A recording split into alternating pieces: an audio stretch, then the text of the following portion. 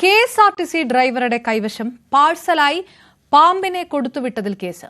ബംഗളൂരിൽ നിന്ന് വന്ന ബസ്സിലാണ് പാമ്പിനെ പാഴ്സലായി നൽകിയത്.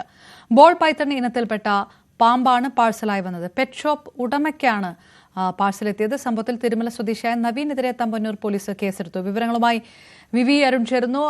അരുൺ, ഈ പെറ്റ് സ്നേക്ക് വിഭാഗത്തിൽപ്പെടുന്ന വിലപിടിച്ച ഒരു വിഭാഗം കൂടിയാണ് പൈത്തൺ, ബോൾ പൈത്തൺ.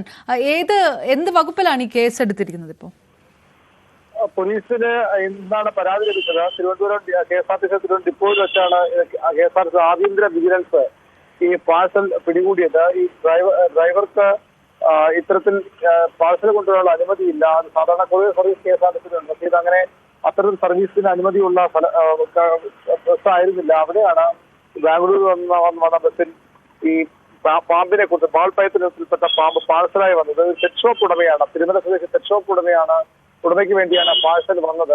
ഇയാൾക്ക് ഇത് വളർത്താനുള്ള ലൈസൻസും ഉണ്ട്. അതുകൊണ്ട് തന്നെ മറ്റ് പ്രശ്നങ്ങളില്ല. പക്ഷേ KSRTC ബസ്സിൽ ഇത് കൊണ്ടുവന്നതിനാണ് ഇപ്പോൾ കേസെടുത്തിരിക്കുന്നത്. പോലീസ് കേസെടുത്തത് ജനങ്ങളുടെ സുരക്ഷയെ ബാധിക്കുന്ന വിഷയമെന്ന വിലയിരുത്തിയാണ് പോലീസ് കേസെടുത്തിട്ടുള്ളത്. ഇയാൾക്ക് മറ്റേതെങ്കിലും തരത്തിലുള്ള പാമ്പ് പോലെ അനധികൃതമായി എന്തെങ്കിലും വളർത്തുന്നതെന്ന് പരിശോധിക്കാൻ ഫോറസ്റ്റും തീരുമാനിച്ചിട്ടുണ്ട്. പരുത്തിപ്പള്ളി റേഞ്ചാണ് ഇത് അന്വേഷിക്കുന്നത്. ഫോറസ്റ്റും വിവരം അന്വേഷിക്കുന്നുണ്ട്. വിവരം